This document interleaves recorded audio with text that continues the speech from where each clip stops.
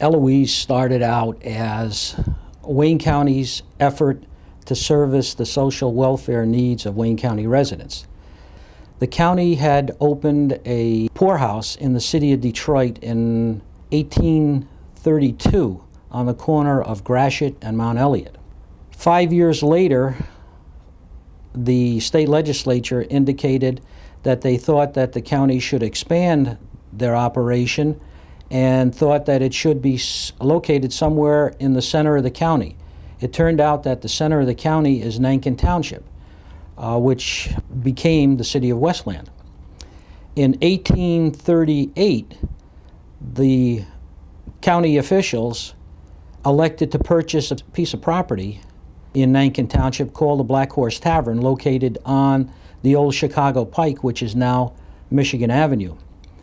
They transferred all of the mentally incapacitated and destitute individuals from the Detroit location to the new location in Nankin Township. In fact, only 35 of the 146 individuals who were in the poorhouse in Detroit elected to move out to Nankin Township. From the humble beginning in 1839 until 1979, when the facility was actually phased out, the complex consisted of a little over 900 acres and had upwards of 50 buildings. Currently, the complex consists of 17 acres and has 5 of the original remaining buildings.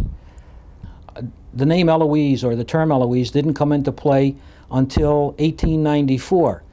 And how that came about was there was so much mail coming into the complex from all different sources that the post office in Wayne, Michigan, advised the complex director that they should seek designation from the U.S. Postal Authorities to have it designated as a post office. And when they went to select the name for the complex, because you had to give it a designation, every post office is usually designated by city name. However, this was somewhat different. So they selected the name of a 4-year-old daughter of the Detroit postmaster. And from 1894 until 1979, this complex was given the same designation as a city would have, and that's why they named it Eloise. In fact, it was Eloise, Michigan. It's interesting to note that the complex was constantly in flux due to the increasing demands to service individuals who were both mentally incompetent, destitute, suffered from tuberculosis, or a varied number of medical and social ills. During the period of the Depression, there were as many as 10,000 residents living on the Eloise complex and a staff between 3,000 and 4,000. In fact, the complex, for the most part, was almost self-sufficient in that they used a major portion of the property to farm, to raise pigs, to raise cattle. They raised tobacco. They raised a variety of products. In fact, they raised so much tobacco, they were able to gain income from it by selling it to a tobacco company. And when one looks at the overall impact of Eloise on Wayne County, one cannot walk away from the situation without realizing what an excellent social welfare experiment it was.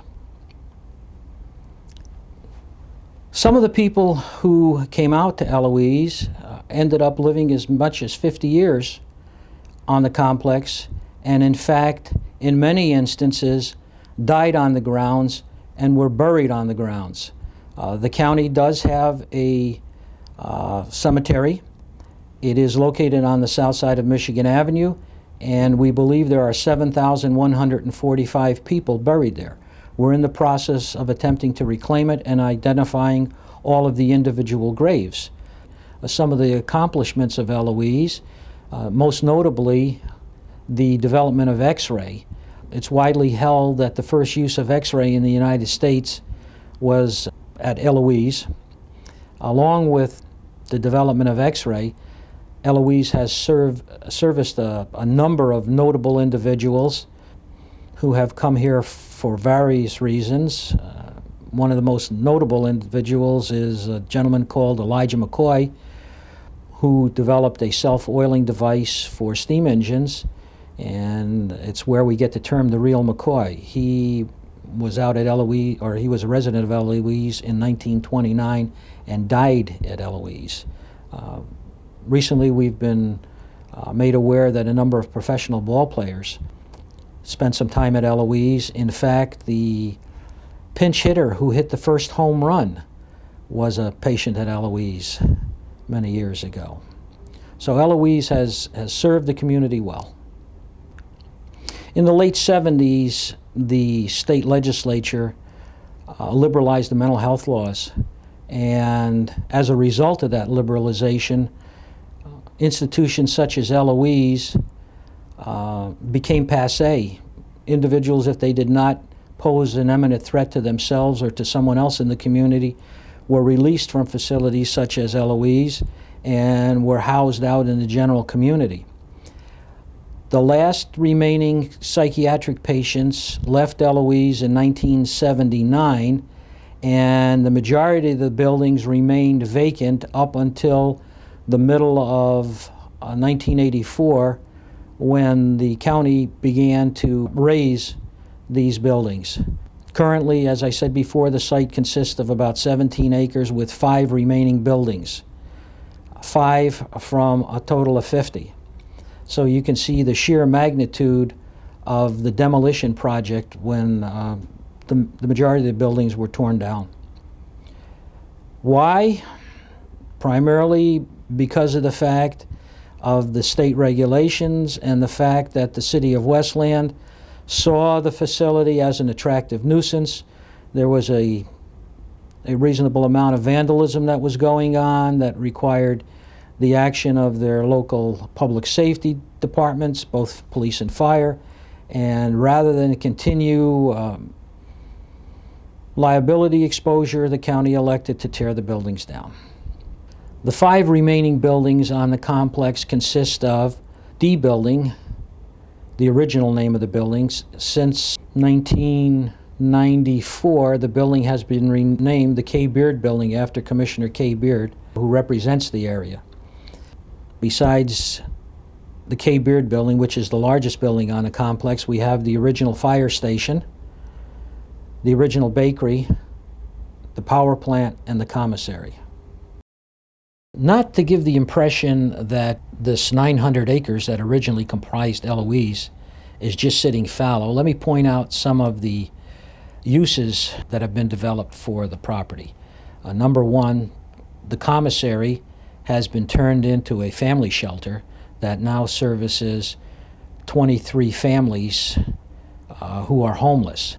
A large portion of the land was turned into a golf course. 9 holes of the 18-hole Inkster Valley Golf Course is now on former Eloise property. The county did sell off a portion of the property for commercial development, and that is the section of land that's immediately west of the firehouse to Merriman Road, and now we have a Kroger supermarket along with a McDonald's, an Amoco gas station, and a mini mall facility. On the south side of Michigan Avenue, the majority of the property was sold to Ford Motor Company to remediate for wetlands that they took when they expanded their Ford engine plant on Michigan Avenue. As you look at some of the footage or some of the film, you'll see that the former hospital is now being raised, and it's my understanding that that area will be turned into upscale townhouses and condominiums. I'm pleased to say that the county executive is intent on saving the K. Beard Building for posterity, and we will have an opportunity to look at what has been done on the first and second floor of the building as far as renovation is concerned versus what is yet to be done on the upper floors. So it's a positive note to know that there is some interest in maintaining a historical perspective, and the county has already indicated its desire in that the fact that they saved the Wayne County building from destruction and now is one of the major edifices in the city of Detroit. I think it's important that we leave a footprint in time for future generations, and because of that we've established the Eloise Museum located in the K. Beard building. Currently we have 5 display cases, and let me point out that the museum is in its embryonic stage. We hope to expand it in the future.